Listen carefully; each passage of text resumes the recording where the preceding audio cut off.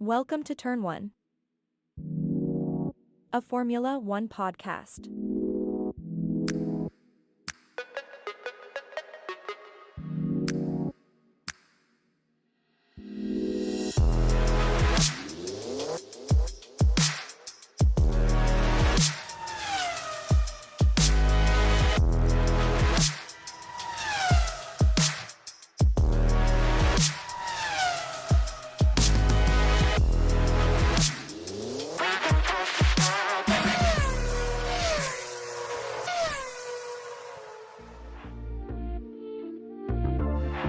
Now entering the grid.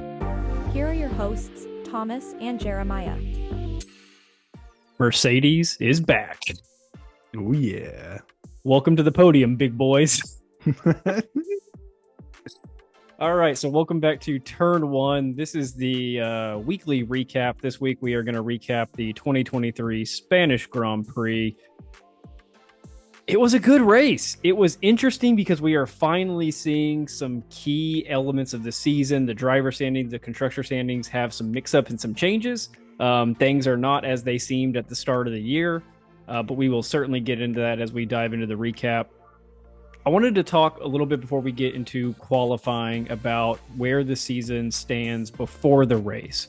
Who would you have put in a fight before this race as far as drivers or constructors go? Well, first of all, nobody's fighting with Red Bull on the top. They're going to sail away, and that's fine. So we're talking about realistically the battle for second, in which case I would say it's kind of an even fight between Aston Martin, Ferrari, and Mercedes, but with Aston Martin having the clear advantage. Right, because Fernando's been getting podiums every single week. Mercedes is pretty hit or miss. We brought this up at some point in the past couple of weeks, but Lance Stroll's kind of the only thing holding Aston Martin back. He just needed to get more consistent finishes in the top 10. But prior to this race, you had Fernando Alonso at 93 points, Lewis at 69, and George at 50. They go 3, 4, 5 in the driver standings. We don't see that change after this race, but boy, does the race heat up. Yeah, we've definitely got some interesting new players into this game, which is going to make the long haul of points by the end of the season look completely different from what we were seeing when we kind of first started this season. I think we also had one team that I'll say I gave up on, and you can correct me if you gave up on them or not as well, but I gave up on Ferrari starting last week. No matter what I see from them in practices or qualifying, I just have no faith on race day. They're going to pull it together. I'm now adding McLaren to that boat. I know McLaren struggled all year, but they are not doing anything about it. Here's where it gets tough, though, is because like with Ferrari, it's hard to cheer for a team whose drivers don't cheer for them, if that makes sense. I mean, with the way that we hear Charles Leclerc talking, the way that we hear Carlos Sainz talking, you can really tell that these drivers have no confidence in that car. And so now when you're looking at McLaren, you don't get that vibe. It's not like Piastri's on record talking about how terrible the McLaren is and all this stuff, and Lando Norris the same, but you get that energy, that kind of like defeated energy where it's like every single time where it looks like things are going to go positive, something will happen to take us out of the fight. Piastri's thinking, man, I should have signed that contract with Alpine. Not a good look. But no, we'll go ahead and get into a little bit of qualifying here. Walk me through maybe your thoughts on qualifying, and then I just have some general observations. It was a weird week. Definitely a weird week, as we got to see a lot of the big names kind of drop early, Perez dropping, Leclerc dropping, and it kind of gets to this pattern of, you have these lower tier teams, well, not even necessarily lower, say middle of the pack, that are now getting a chance to fight for the big boy seats. And that's always exciting to see because you never know where somebody's going to kind of land up. What we ended up getting out of this whole thing is that the top 7 cars all came from different constructors. So we had, the 7 different drivers, but every single one of them. And I'd like to run down them here quick. We've got Red Bull, Ferrari, McLaren, Mercedes, Aston Martin, Alpine, Haas, and then finally it gets back to a repeat with another Aston Martin and Alonso. That's just wild to me. And I mean, normally somebody would look at that and be like, oh, wow, Haas surprising in the top 10. We've seen this from Haas, especially Nico Hülkenberg throughout the year, pulling off a Q3 finishes in qualifying. So really no surprise there. The Haas just struggles long-term on race day, I think, but it has pace short-term. Uh, but like Jeremiah said at the very start of the episode, nobody's competing with Max Verstappen in the Red Bull. But where we got a little wonky in qualifying is you had some of the bigger names. The reason that there wasn't, two Red Bulls, two McLaren, or two Mercedes, two Ferraris in the top 10 is because you had a lot of big names fall out of the top 10, right? You had Sergio starting in 11th. He just couldn't find pace. He couldn't find grip. The track was wet. He wasn't figuring it out. And then you have Charles Leclerc starting in 19th with the whole pit lane thing, which we'll cover here in a second. George Russell in 12th, right behind Sergio Perez. So some big names definitely kicked out of the top 10 for sure. I also wanted to bring up Alonso started 8th, kind of an anomaly. So he ran off into the gravel. They said that he got floor damage. And then we learned on race day on Sunday that the team was actually working through all the qualifyings to repair his floor damage. So take that with a grain of salt, him finishing there. Which, Signs. Oh, go ahead. yeah, which by the way, definitely not something you want to see at the home Grand Prix for a man who's having a revitalized career. Signs finishes ahead of Leclerc. We talked about this the past couple of weeks. One, Ferrari is not super competitive right now, but they do have a 1A, 1B driver situation happening where either one of them can be the top performer. And I think recently we've seen Signs be the top performer at Ferrari. I put the question, has F1 chaos begun? We see that this a little bit this week with Leclerc taking penalties, but also the rain and just the weird week overall of people not being able to qualify with speed like Sergio. Yeah, the whole Ferrari taking a bunch of penalties, we know why. I mean, when you have a guy who's basically qualifying is ruined for the day, and he's typically a Q3 qualifier, he's going to get in the top 10, but he's out in Q1. He has the pace to climb back up. So what do? I'm taking one new of every single part that I can. I'm making sure that when I enter that Grand Prix, that is a completely different car than when I started that weekend. All new parts, all fresh parts. Who cares? I'm at the back. Doesn't matter.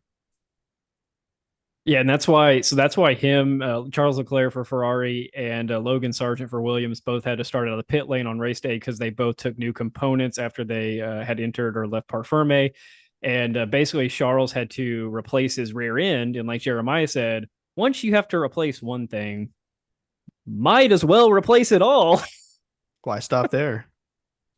And you know what? We brought this up a couple of weeks ago when we were talking about like what would we change about F1, and we didn't lay this out as a thing that we would change, but we brought up the question, or I think I brought up the question: should penalties stack, or should they have more of an effect on race day? Because you have these drivers that'll take 40 grid place penalties on race day, right? Because it doesn't matter. What if that was a penalty, like a time penalty assessed to the driver? Every component you take is 5 seconds added to your race. Gee. Like, I'm not saying do that, but these drivers would not be doing that. They would have replaced only the component they needed to replace and ran it just like everything else. Otherwise, Charles Leclerc would have, 80 seconds in time penalties. I'm sure that there's workarounds for that, but the fact of the matter is that when it comes to the end of the season and everybody's car is kind of on its last limbs, they're using their final parts with the least amount of durability left because they've been ragtagged all season long. You'll have one team over here in the distance who took penalties earlier in the season, and they still have fairly fresh components. So we could, and not likely, but we could see like a deal where Red Bull gets to the end of the season. Since they haven't been taking penalties, they still have their same parts. Those parts are worn, but we see a Mercedes on fresh parts, or maybe even a Ferrari, and we kind of see a different tell of the story here at the end of the season. Absolutely. Okay, let's go ahead and get into race day. Jeremiah is going to take us through the race start, but before that, we look at the Spain track, which has been edited and updated over the past couple of years, right? Like they changed up the hairpin turn at turn 10 a little bit, making that a little bit simpler for drivers. But you have two main sections of the track, I'm going to say, in Spain, even though there's three sections like every other track.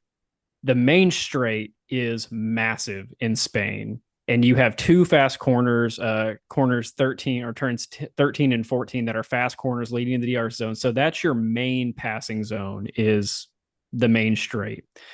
Then you have the back half of the track, which is a lot of U-shaped turns, hairpins, kind of meandering around the track. No real overtaking opportunities in the back half of the track or middle section of the track. So as we kind of preface that, just know that if we're saying that there's overtakes throughout the race, like 90 something percent of them are DRS main straightaway overtakes, which is fine. That's what it's there for. Well, before we kind of jump into turn one, I do want to start and say that they made a huge track alteration this year, something that we didn't even talk about yet. Turn 13 is now going to be one long curved embankment instead of That's that kind right. of chicane that we saw before. So before That's you right. had an immediate right followed by a very hairy slow speed left, and then it kind of opens back up as you get out of the curve and into the final straight. That whole chicane area is completely gone. It's now just a curve. So now you're kind of getting like, it's almost as if this track ends with an oval racing feel, like an Indy or NASCAR feel, because you have these two turns where it's completely hooked up with just banks. So you're sitting there hauling it. And I mean, I don't know. I didn't take a look at any of the cars in terms of their specifics or the telemetry or anything, but I don't think that you can. I don't think you have to slow down for that turn. I think you can take it full speed, that whole area. So essentially, you're going full speed all the way onto the straight. I missed that in my last note that I just said, where I said turns 13 and 14 are fast turns. It wasn't always that way. And that's why this year the main straight was such a DRS overtake heavy zone, was because you had the speed built up into that zone. Whereas in years past, you'd come out of 13 going to 14 slow, and then you were on the straightaway building up speed again, even with DRS, which you can still get passes, but it wasn't the high speed passes that we saw in this race. Sure. Okay, let's get going. All right, let's dive into turn one. Now, since turn one and turn two are so heavily connected, I mean, it's one immediately into the next, and then it's this winding third turn three. So I'm going to kind of combine turns one and two, and then it's more of along the lines of what happens as they're approaching turn three. So from the beginning to turn three. Like I already gave you the top seven order, but I'll go ahead and finish that out. So I mean, I'll go ahead and restate that. That's Verstappen, Sainz, Norris, Hamilton, Stroll, Ocon, Hulkenberg, Alonso, Piastri, Gasly. So off the line, we get a good start from Verstappen. He on the medium tires, Sainz on the soft tires behind him, almost looks at the overtake on the outside. That was awesome. Real quick, Max did get a better reaction time. I still think he's bogging that car down. No, I mean, yeah. So it did look better than previous seasons because in in previous races, we saw Max actually heavily bogged down to where all of the other cars were completely passing him, or maybe even he didn't even have a look at the car in front of him. This time he actually had a decent start. I just feel like Sainz had an alarming start on the softer tires, and he comes screaming up, gets right in the back of his gearbox, gets that slipstream, goes to the outside, tries to make it happen on the outside, turn one, and Max slams the door on him going into turn two. We saw how that played out. You don't try and mess with Max. He's the overall aggressive driver, I guess, like the king of that. That's his style. Hamilton gets around Norris on the inside, but unfortunately Norris tries to do like a quick move, tries to sneak in behind him, but unfortunately Hamilton, being slowed down by the Ferrari, kind of gets this bump in the back. There goes his front wing situation. So where now he has to pit early at the end of this lap, and that's kind of it for him in the top 10. So that sucks for Norris. After that, though, I mean, we see Stroll. He gets an advantage of the collision and jumps over Norris, and then a few turns later gets that pass on Hamilton to take third. Ocon stays the same. Alonso has a great launch, almost catches Ocon, but it doesn't happen. Hulkenberg gets a bad launch, falls behind Alonso. Russell has an amazing start. Now, kind of hops off the track going into turn two, and I understand why he was forced off the track. And the reason I put those quotation marks out there is because you kind of look at it, it felt like he could have had one tire on the track and he kind of could have come around. He kind of got an advantage. Don't really like that, but I mean, there's nothing you can do. It's the sport. It's kind of how it goes. Zhou Guan Yu goes around the outside of Perez, so he moves up a spot. Perez doesn't get the best start off the line, but you have to kind of assume that the Red Bull knows what its pace is, so it's kind of taking a lighter turn one than everything else. It kind of wants to stay in the race rather than completely start off trying to take people over. And I get that. Sonoda goes around the outside of his teammate, gains a spot, and Gasly gets the door closed on him in turn one as he tries to go to the inside, and then gets forced off as he tries to go around the outside in turn two. So he loses a lot of places, goes from 10th to 14th.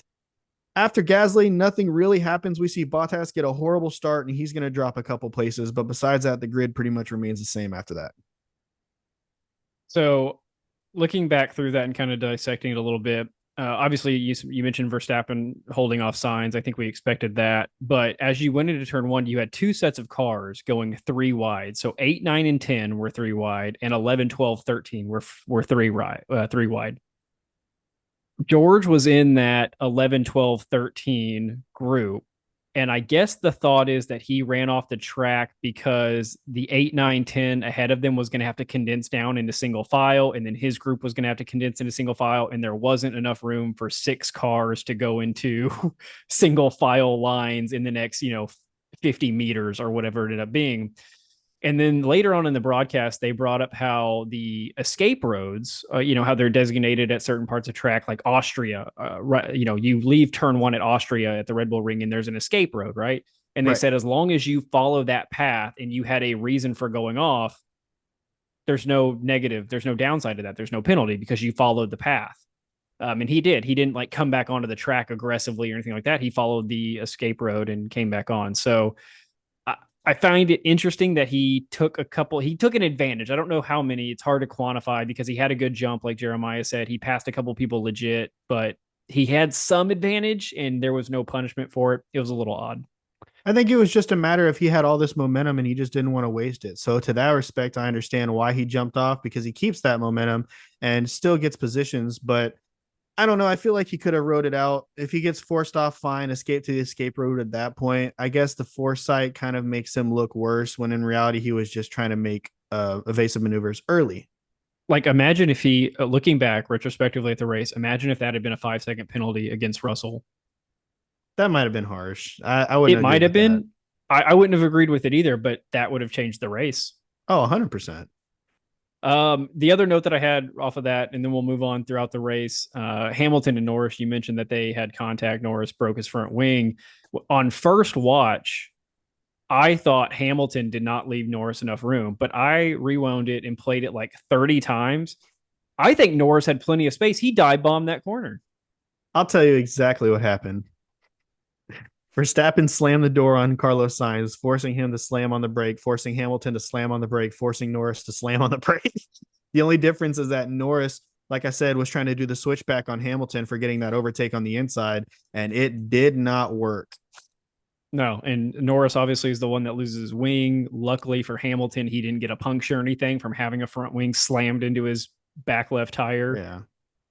But no, that was a really good turn one for the season and turn two, kind of. We'll get into a little bit of lap by lap on this one. Like I mentioned earlier, a lot of the overtakes are going to be on that main straightaway, but there was a lot of battling for position throughout the lap because everybody wanted to stay in DRS range. Something key, Sainz started on softs, Verstappen on mediums. Obviously, the goal for Ferrari was we need to stay within a second of Verstappen by the time lap 3 comes around. That way we can get DRS. That did not happen. At the start of lap 3, Verstappen had 1-2 to 1-3 on Sainz. And that's how Verstappen easily takes the day. I think he would have won no matter what, even if, Sainz had stayed in DRS range, but that made his day a lot easier. Yeah. For lap 3, I've got Verstappen gets fastest lap and wins the race. You're not wrong. Because, again, I don't think that would have changed the results, but it definitely, it's crazy how in 3 laps, so what is that, 4 minutes time, you can kind of determine the outcome of a race if you're Max Verstappen. If I get 1 second on this guy in the next 3 minutes, I win the race. So wild. Gosh. Okay, lap 5. I found this weird. Lap 5 is when they actually noted Russell for leaving the track in lap 1. Did the stewards just have so much to look at from the start of the race that it takes 10 minutes to get back around to things? Well, you got to figure lap 1 is the most action. Everybody's right up on each other's gearbox. So essentially, yeah, it took them that many turns to feed through all that information. I'm going to start flying through these laps. And as we always do, if you have something that I miss, please cut me off and let me know. All right, I'm going to cut you off. He's right into it, folks. because you're on lap 5, but you're about to continue and you didn't put my note for lap 5. So I'm going to have to bring it up. At this point in lap 5, we've got both Aston Martins ahead of the Mercedes. So we've got Fernando Alonso ahead of George Russell. We've got Lance Stroll ahead of Lewis Hamilton. And right now it's starting to look dicey. We're looking at Mercedes or Aston Martin putting on some big points today. Big points. And this was a little bit early. So in a couple of laps, I'll bring this up, but basically tire strategy and pit stop strategy is going to play a huge part in the Spanish GP. Undercut, overcut, what compound you're running, used tires versus new tires. So as we go into lap 6, Sergio has made his way from 11th up to 9th, passing Hulkenberg. Piastri now down to 12th, and Norris is in 20th because he had to pit to replace his wing, and that is pretty much the end of McLaren's day after lap 6. Lap 8, Lewis Hamilton takes Lance Stroll for third. Obviously, they had a little bit of a go at it on the first lap, and then again now on lap 8. And then lap 9, I noted this just because it was interesting. Did we ever think we would have the epic battle for 7th between two-time world champion Fernando Alonso, awesome defenseman Sergio Perez, and Zhou Guan Yu? Who looked really good in the first half of that race. He had a good day overall, Zhou did, but the first like 30 laps or so, Zhou was holding his own in the top 10 and looked like he might have a pretty high points finish. Yeah, I wanted to add. So at this point, I kind of noted, and I'm going to bring this up a couple times throughout this breakdown, but at this point, I put Leclerc moving through field slowly. Now he's on the hards, and I get that. That makes sense. But you're a front runner car. You're not really making the headway. We're already 8 laps in, and I think he's made like one overtake at this point. Yeah, and so the same similar note that I made. So Jeremiah mentioned how Aston Martin was ahead of Mercedes at this point, and I put the larger battle right now is between Ferrari, who is running 2nd and 15th, and Mercedes, who is running 3-6. I thought Alonso was going to work his way up the pack like normal, and him and Lance Stroll would just have a day. Yeah, that's what I said. I was putting Ferrari against Mercedes, and that was not the right course of action for me to look at that battle. Lap 10, just an interesting note. It's noted by several teams the softs are not lasting as long as they thought. Half of the field is on softs, so a lot of teams are coming on the radio and saying it might even be a 3 pit stop day, just straight up running softs, mediums, and hards, or some combination of the 3. Yeah, and at this point, lap 10, both Mercedes are now ahead of the Aston Martins. So lap 11, I noted George Russell, who started 12th, has now made it up to 5th after passing Esteban Ocon. And I put with question marks, are we finally seeing results from the new car design from Mercedes? Yeah, I think that this is kind of where the story kind of takes its turn. So this is where we finally get to see what Mercedes has been cooking with these new designs that they've been bringing. And I think this is the first indicator that we get where Aston Martin might look like it might be in trouble going through this season if they don't start making some developments. As we go through kind of the early teen laps, the announcers start bringing up how much grip matters in Spain. And I think that's really good for the viewers, especially for us. Like even though we watch a ton of F1, we're not sure how every track works. Every track is a different surface, right? Like some of them you're running dedicated race surfaces with dedicated racing surfaces. Some of them you're running city streets that are just concrete, asphalt, whatever it ends up being, that are just kind of prepped for race day. In Spain, it seems like the grip of your tires might matter more than other tracks, because they were saying that you can make up a pit stops time in 1 or 2 laps in Spain with fresh soft tires. Like Jeez. that's what we saw with Nico Hulkenberg switching off early to mediums and immediately getting the fastest lap, like instantly, because he was cooking. Yeah, I couldn't help but notice the degradation on this track was insane. Lap 14, I note that the top teams are finally performing. Your top 10 now looks like this: Verstappen, Sainz, Hamilton, Stroll, Russell, Alonso, Perez, Piastri, Gasly, Leclerc. The drivers that were disadvantaged from quali are making ground, with Norris being the only exception at this case. Everybody else is doing well. Lap 16, I note a big Ferrari decision. They pit Sainz for mediums. At the end of the lap, they pit Leclerc for mediums. They are going a dual undercut on both Mercedes cars with both Ferrari cars. I wanted to add something here. So we're on lap 17, right? We just spoke earlier about how Leclerc was moving through the field on lap 8, not really that fast. Leclerc takes his first pit stop, and we finally get a real indicator of where he is and how much progress he's made. He's down to 18th. We're 17 laps into this race, and he's gone from 20th to 18th. Well, he'd worked his way up to 10, but then he pit and goes. Well, that to doesn't 18. count because the pit is the decider, right? For all I'm concerned, all of that stuff in front of him, all of that was just pit stops. All those overtakes he made, those were all just pit stops. So I don't think he did much. And it ended up being a rough day for Ferrari all the way around. Lap 21, so I'm skipping ahead quite a bit here by 4 or 5 laps. George Russell asked if a one stop is possible. So in a matter of like 11 laps, you go from teams having this discussion on 2 or 3 pit stops to George Russell wanting to go 1 pit stop. But here's why this is specific to Mercedes, and you might have made this point too. Mercedes tire degradation every race prior to this was the worst in the field. Now suddenly they've got 2 weeks on a new car design and they can run tires as long as they want. So my note was on lap 19. George Russell comes on and says, my tires are still really good. And then you hear from Lewis Hamilton talking about how his tires are still really good. It's, hey, y'all are 20 laps into this thing on softs. So I remember back in Bahrain, first race of the season, how much they were complaining. I mean, every single race they've just complained about tire degradation at Mercedes. It's exciting. So it helps to have side pods. Lap 24, not really any relevancy to the race, but Kevin Magnussen had a wild defense of Gasly and Nick DeVries. Wow. Okay, so I guess we just took the same notes. So for that, it was aggressive. I put DeVries versus Kevin equals Gasly because DeVries goes after Kevin, gets slammed the door shut. Gasly makes the overtake on DeVries, and then Gasly slowly works and overtakes Kevin. So it's like these two battle, and Gasly almost to an extent has his own through goes Hamilton moment.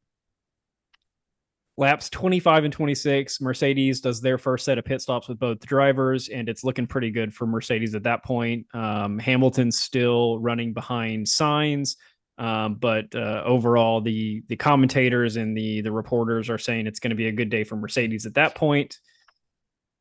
At this point, we're starting to see the Ferrari kind of looking pathetic on the softs, and we see Leclerc looking pathetic on the softs. No pace whatsoever. Lap 28, I note this, and then I have to correct myself later. Per George Russell, it has started raining, but put a pin in that for a second.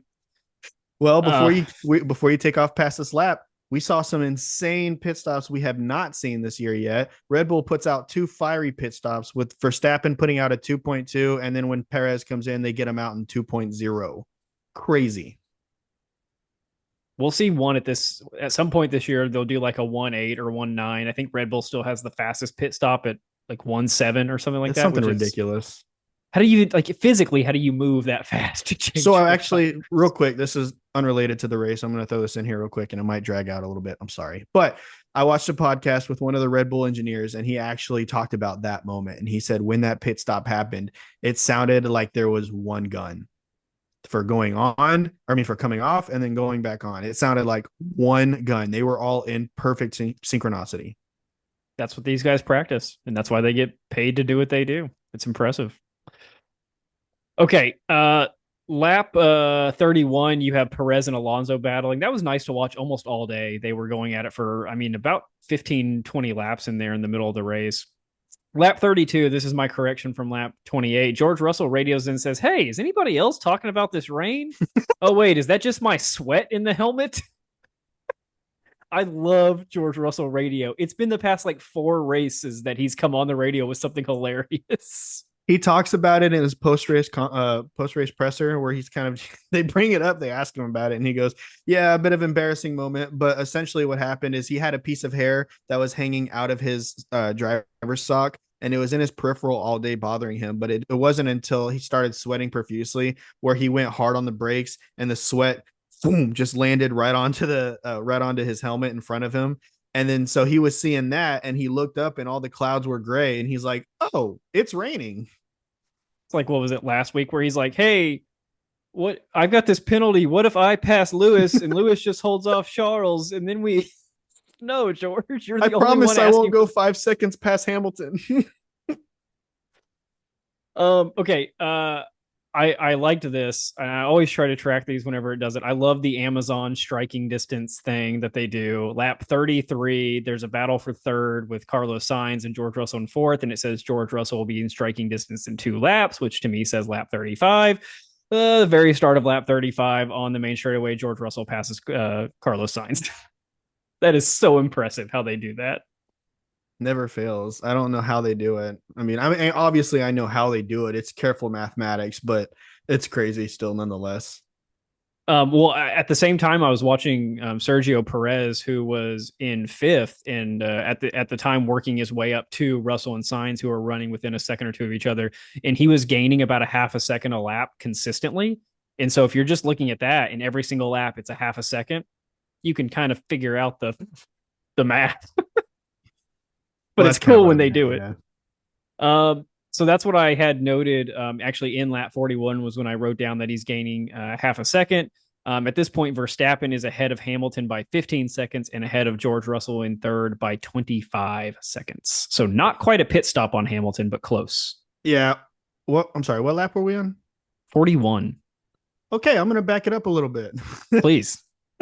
So on lap 35, we have whenever George makes that move on Carlos Sainz. I needed to note this because you talked about George with his solid communications with his engineer. It's always a fun time. His engineer comes on and says, "Solid job," and he goes, "Just solid." And Toto Wolff comes on and he goes, "It was pretty good." Always a jokester. I love his radio calls. I think Toto's just happy they're finally back in a fight. Yeah, they're in good spirits. They're feeling it. I mean, they know they're not going to beat Red Bull, but we'll see what we can do. Okay, lap 42, unless you have something else for in between. Carlos Sainz pits. Sergio Perez takes fourth. Fernando Alonso now in fifth, but he has to pit again because he still hasn't run 2 compounds on the day, which I found to be an odd strategy choice by the Aston Martin team. I don't know. It's one of those things where it's like if you know that you're not going to win and you know you have a faster car than the rest of the midfield, why not try different strategies? Just see. I know, but Alonso brought up rain later on, lap 59 or so. And so if he was thinking rain, were they thinking, oh, it's going to rain, therefore we're going to get the tire compound thing anyway, so might as well run the better tire early on? I just didn't understand why you wouldn't knock out the tire thing first. Yeah, it's definitely not a question for either of us. You'd have to go down and talk to an actual F1 strategist, but I'm sure there was a reason. Because think about it, Aston Martin is not Ferrari, they're not McLaren, they're not making mistakes, they're not making strategic mistakes. They haven't all season. So for them to be making mistakes now seems kind of odd. So I'm sure that there's something more to that we're not aware of. Okay, here comes a little bit of a Verstappen stretch, even though he's way out in the lead. Lap 43, Verstappen comes on for the first time. He's not loving the hards, and he's got some overheating issues happening. Lap 46, Verstappen has been warned now for the second time about track limits, which they're like, dude, you're 20 something seconds ahead of Hamilton. Cool it on the track limits. All right, and here we go. I said I was going to mention this a lot. Lap 44, Leclerc started in 20th, is now in 14th. 44 laps. He's moved up 6 spots. That Ferrari is garbanzo beans. Trash. It is compared to their previous seasons, and the fact that Sainz starts high and drops down, it's like, what is it, a Haas? I mean, I guess it kind of is a Haas car. They're basically the same. You just can't hold position. It's kind of sad. It hurts my feelings almost as a fan of the sport, just because you have this team with such a career history of dominance, and here they are. We saw what they did last year. So now here we are. We have Aston Martin in a fight, Mercedes in a fight. Why is Ferrari not part of this? Why do we not have a 3-way heavy battle for second, if not maybe possibly challenging the Red Bulls like Ferrari did last year? And I say no doubt they have the most likable drivers in the sport. Yes. And they stink. I mean, really. Okay. Lap 51, Verstappen is now sliding. Well, he says he's sliding, but I have a caveat to that. He says he has no grip on those hard tires. Ocon in seventh defends aggressively against Alonso. He does a wicked right swerve to cover off the pass, which doesn't work. Alonso gets it anyway and takes seventh. But I think we saw a lot of people on that main straight, K-Mag earlier, now Ocon, pretty much every time somebody's going to be passed, they would do like a 5 or 10 foot whip it to the right or left to cover off a path. And that is scary if you're the driver behind. Oh yeah, especially when you're all of a sudden finding yourself in the grass strip on the far outskirts of the track. Man.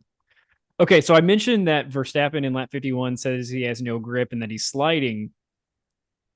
Earlier, I mentioned that in lap 41, he had a 15-second lead. This is now lap 53. Verstappen pits. He has a 40-second lead. So in 10, 11-ish laps, he pushed it from 15 seconds to 40. Was he really sliding, or was he sliding because he was pushing it so much and he kept going off the track and getting warned about track limits? Well, see, here's the thing about that as well, is he talked about that and had that brought up in the press conference also. They said, what's with all the track limits? And he said he had no grip on those hards. Like you mentioned, he was sliding all over the place. He said the pace was still good, obviously, but I just had no traction and I felt like I was fighting the car. So there's your explanation there. I think he was pushing on the hards to try to get enough space to box again. And he got what he wanted. And I think that's why he was sliding off the track, was because he was pushing so hard. He probably could have coasted to a nice 15, 20-second win on the tires that he was on. I'm sure. Okay. Skipping from lap 53 to lap 59. Do you have anything else? Yeah, lap 54. I do want to talk about this as Perez passes Sainz. And so now we see the hunt begin. This is where we actually see Perez taking after, trying to catch up to George. And this is where it got interesting for me, right? Because now we have the dominant Red Bull right behind the new Mercedes with the new look. He's 8 seconds back. We're on lap 54. There's 66 laps. Are we going to see Perez catch up to George? I wasn't watching it that closely. I didn't think they would. I mean, if Max is ending the races 20, 25, 30 seconds ahead of everybody else, and Perez frequently being right behind him, maybe like 2 seconds, 3 seconds, 5 max back whenever they are 1 and 2. So whenever you're talking about Perez now being behind George Russell and that Mercedes not being fast all year long, I thought I was about to see Perez get a podium. If there were 20 laps instead of 12 left at that point, maybe. Because he did close the gap pretty significantly, but it was quite a gap to overcome. And but we'll talk about it more as we get later. Credit to Sergio, though. I mean, starting 11th, we've seen him work his way up the field before, but it's tough. He's more defensive. He does way better at city circuits or street circuits, which we've talked about before. This is a built racing course and all that, so none of this was really playing to his favor, and he had to go out and be the aggressor. But he did well with that. Lap 59, Verstappen is given the old sportsmanship black and white flag because he's now done track limits 3 times. And this basically means, hey, you do it one more time, you're going to get black flagged, which means you're out. Is that what it means, or does it mean that they accrue a penalty? No, I don't think there was a penalty. I think the buildup is the next flag after black and white flag, which is being noted for poor sportsmanship or behavior, is you're given a black flag, which means you come into the pit and you're disqualified. Jeez. So there is a penalty, kind of, just later on. Yeah. Well, I definitely thought it was a little less severe, like a 5-minute or a 5-second penalty, to which case my reply was like, he's fine. Well, yeah, and that's why his engineers came on and said, hey, you're 18 seconds ahead. You're good. Let's chill out right now. You hit stop. You're on the better tires, and you're still 18 seconds ahead. This is also where we see teammate Fernando Alonso coming back into play. We've seen this maybe 3 or 4 races this year where Fernando Alonso, who is not known for being a good teammate, he's known for being selfish. He's known for only caring about his results. He comes on in 7th place. He's got 1.2 seconds to Stroll, and he says, hey, I'm good here. Yeah, he comes on. He goes, tell Lance not to worry. I'm just opening up a gap between the cars behind me. I'm not going for the overtake. Okay, well, we would prefer to see that happen, but, that's fine. I think he's entered this new age of life where he's just like, you know what? The team points matter. I know if I go attack Lance, it's 50-50 if we both make it out or we both DNF.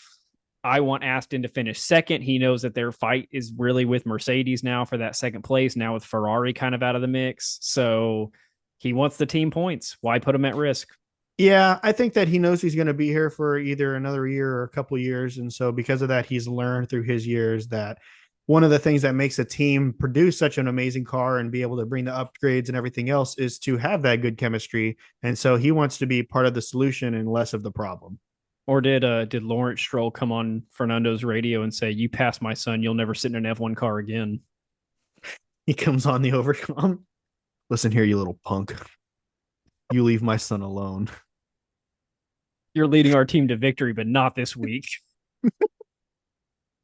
Okay, that's all I've got for the race. We had 6 more laps after that. Nothing really unfolds. You were watching the Perez battle. He gets within 2.5, 3 seconds of George Russell.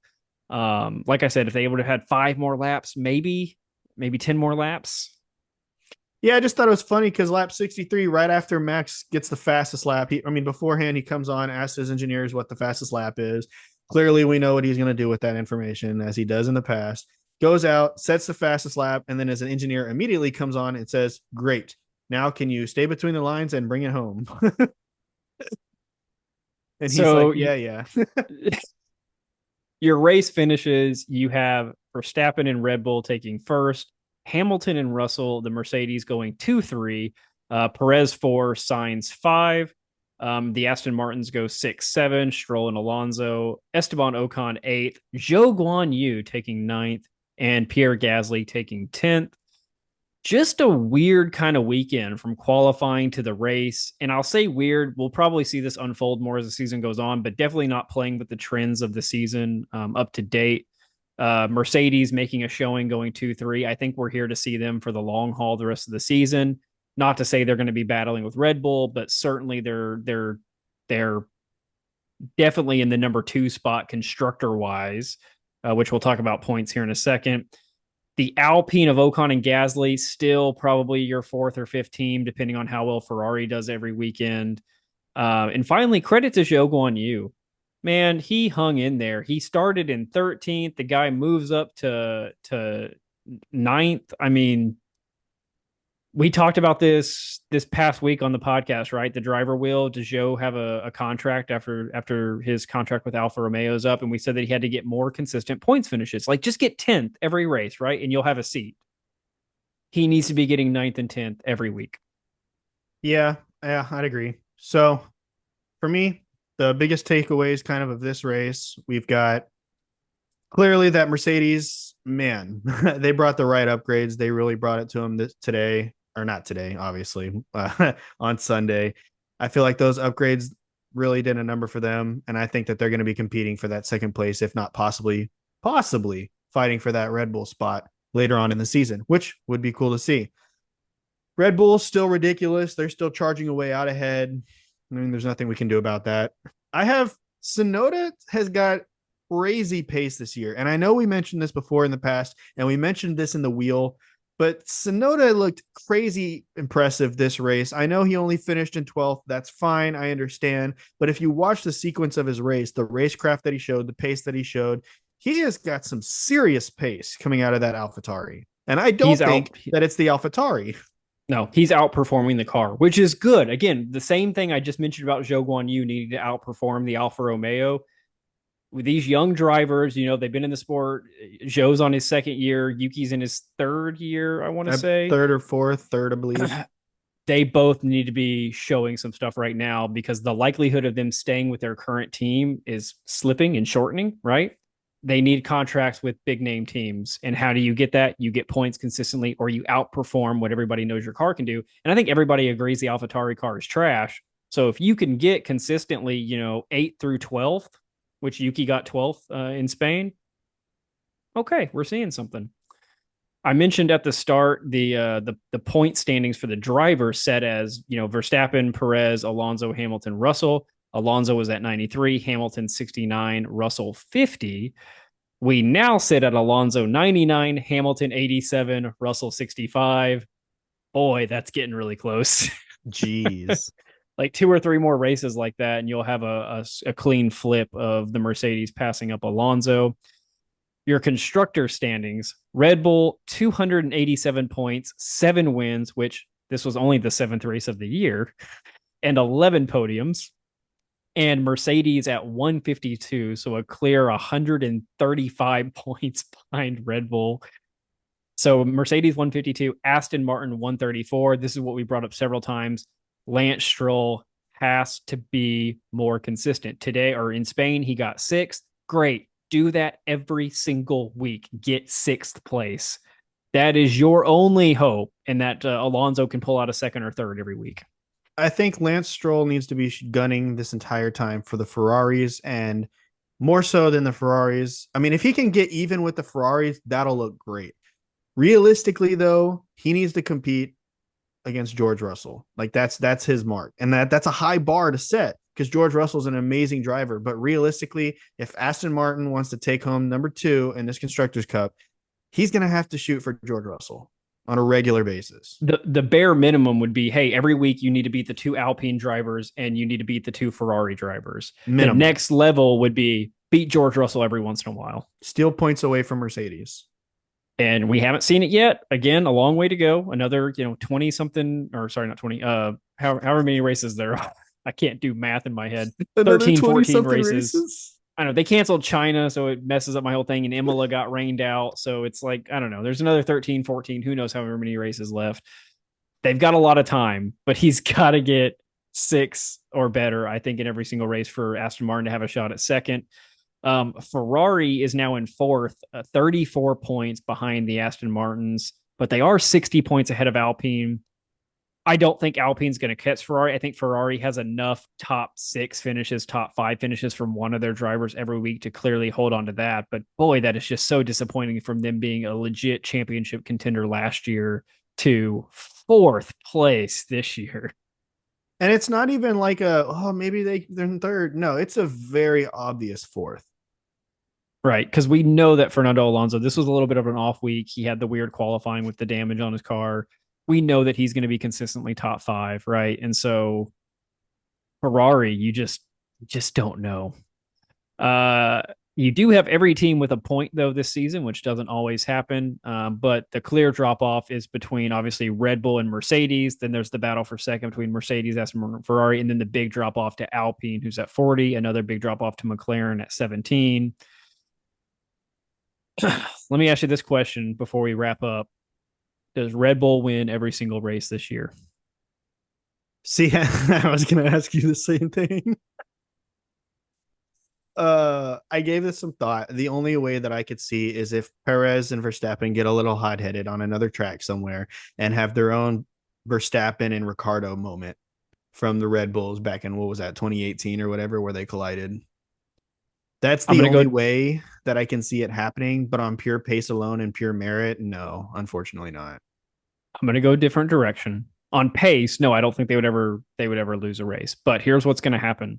One race this year, one of them is going to have a poor showing in qualifying, maybe Sergio, and the other's going to have grid place penalties, Verstappen, because he's going to tear his car apart and they're going to have to replace components on it earlier than they want to. And they're going to start 18th, 20th, 19th, 20th, whatever. And Mercedes is going to win a race. Yeah. And then the Red Bull will pass 18 cars to win that race. See, I think if they're both starting at the back, they don't have one that can play an advantage and help the other out. And I just see it happening at one point this year. Maybe I don't. It's hard to predict because you have to guess when grid penalties are going to happen. But Sergio's going to qualify, really low down, and Max is going to have grid place penalties, and Mercedes is going to run away with it. It's very possible. I mean, especially with Sergio qualifying where he did today, it's very possible. But wouldn't it be incredible if we end this season and we look at the standings on Google or whatever, and it says Red Bull, 1,000 points, 21 wins, or however many races they're going to end up running this year, and then everybody else just has zeros in that column. It's a runaway season. We'll see what happens as it gets closer to the end. If y'all have any thoughts on the Spanish Grand Prix, if we missed something, certainly let us know in the comments. If you have your own opinions on the Aston Martin Mercedes fight for 2nd, let us know what you think. We want to hear where the battle is at if you've got some insider info. If you have thoughts on if Red Bull's going to win every single race this year, or if they're going to lose one, where's it going to be and how are they going to lose? We'd like to know that as well. And if you think that Yuki Tsunoda is the fastest driver on the F1 grid, let us know. If they're all in go-karts and or equal machinery. Just put everybody in the Red. Let's make 20 Red Bulls. Oh, that's expensive. Okay. They all went over the cost cap. Yeah, every single one. All right, guys, that's it for the 2023 Spanish Grand Prix. We'll see you. Bye, guys.